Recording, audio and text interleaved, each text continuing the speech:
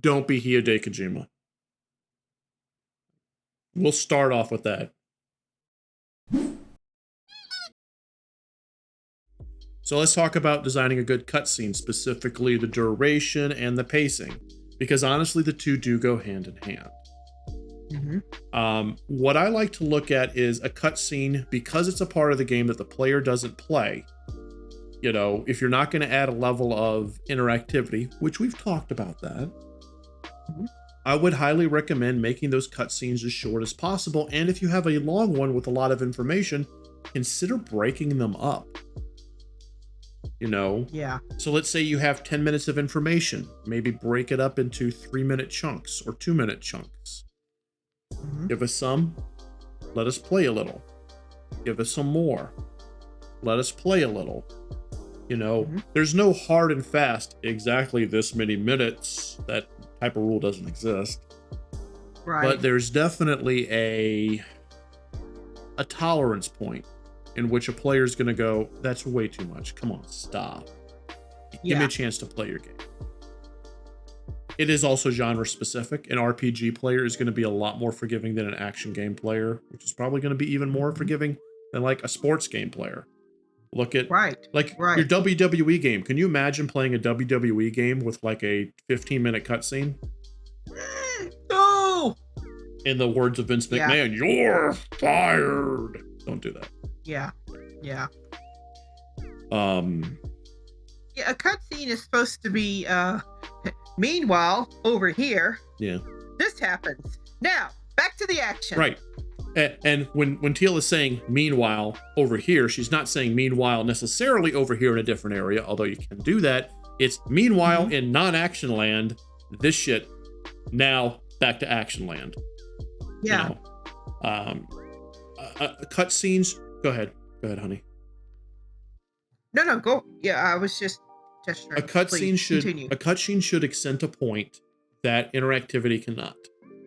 If it's possible to have your cutscene be somewhat interactive or have the player have movement, then that is absolutely preferred. Look at Half-Life, Half-Life 2, and Half-Life Alyx. They are the best example of how you do not have to take control away from the player to have a good cutscene. They plan every single part of their game around the player having movement and you being able to move while watching a cutscene. They go out of their way. Very well done. Yeah, they go out of their way to design their levels so that you are moving around and interacting while a cutscene is occurring. Yeah. Do that. Be like Valve. Don't be like Foxhound or whatever the hell Kojima's shit was. I'm sorry. I love Metal Gear Solid games, but I just go to sleep for a while. Yeah. Pacing's important. Good. Pacing's important. Most cutscenes, you want to keep them short, just to show something that the player needs to know, not necessarily the characters at that point, but the player needs to know this so they understand some of the shit that happens with the characters in the next section. Right. Okay. Like, for example, they're going through a dungeon, and then there's a cutscene where the villain is like, hey, haha, I push this button and the dam breaks. Right. Boom. And then, water. And then cuts back to the heroes. And you're going through there and you're like, why is the water level rising? Yeah, that's a good one. I do not consider the intro pieces to a dungeon or an area, or the outro pieces to a dungeon or an area, being a cutscene. Like, for example, if you enter a dark forest and it starts with the characters 15 seconds or so just walking through the dark forest and someone going, I hear sounds. That is technically a cutscene, but I just consider that to be an area intro, and generally speaking, those are short. Same thing with an outro, like we beat the boss. Oh, good, he's finally dead. Let's move on. Those are short things. Yeah. I don't consider those to fall under the heavy-ass rules of pacing, because they're so short, you're naturally going to pace well. Now, if the outro to the forest involves you defeating the boss, having a conversation about how this is relevant to the story and where they need to go next, then it falls under the cutscene, methodology. Roxy, you got it.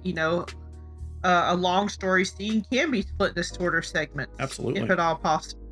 But again, yeah, you don't want to make a cutscene every couple of steps. That's annoying. Yeah, don't do it. Now, a game, again, I'm going to bring this up. A game that has a long cutscene, not as long as Kojima, so don't even go there, is in Final Fantasy X with Yuna's wedding to Seymour. Right.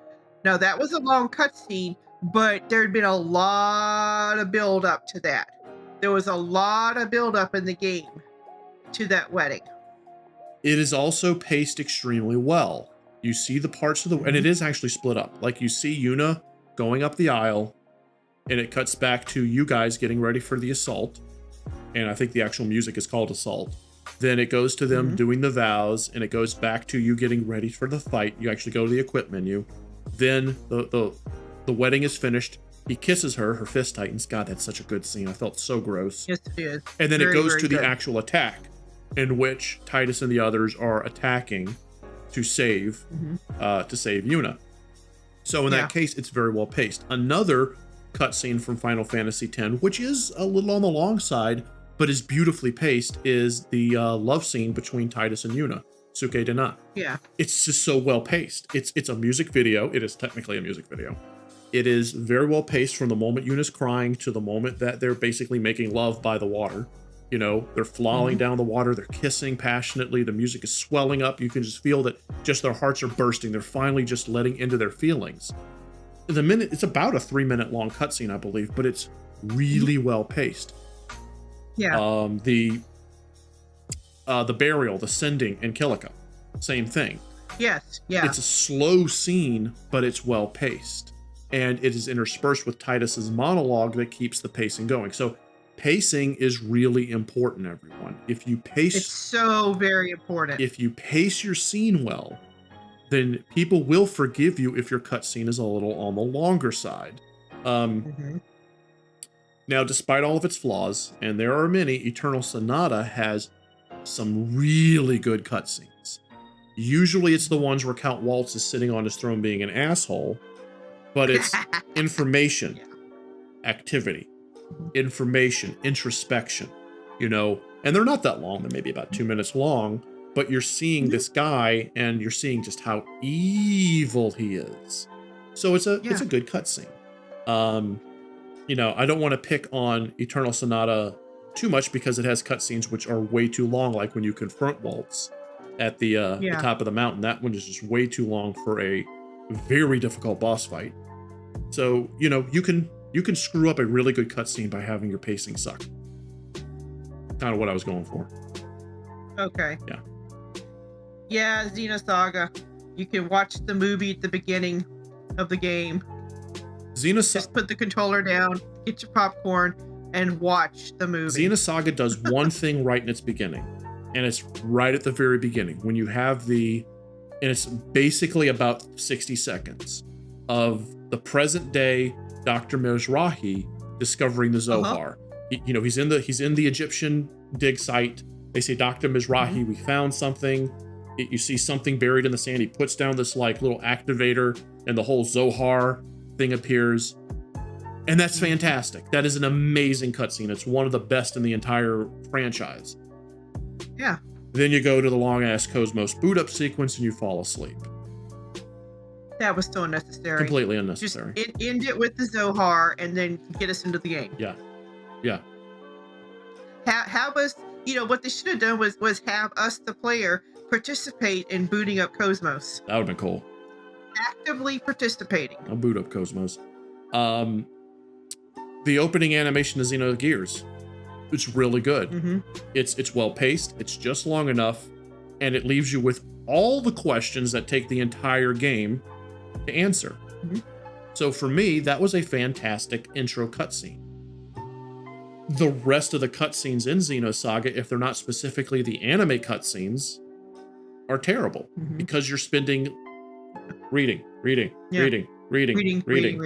There's this one more reading. There's this one text-based cutscene when you're about to exit Solaris that is literally 20 minutes of reading. Ugh. And I read fast. Well, they did release Xenosaga as an anime. It was a pretty good anime. Yeah, they did. Yeah, It's it just the was. first They game. just thrown together all the cutscenes. Yeah, they right. Basically, yeah. Yeah. Yeah. I enjoyed the shit out of that one, actually. The Xenosaga anime I liked it. All right, so Okay. basically to kind of cap this off, make your cutscenes paced well. Learn pacing in cinema. There's an aspect of that you're going to have to really just touch and feel until you get good at it, but study up on cinema and study up on how scenes are edited. Make sure that your cutscenes reflect that. Consider breaking your cutscenes down into smaller cutscenes.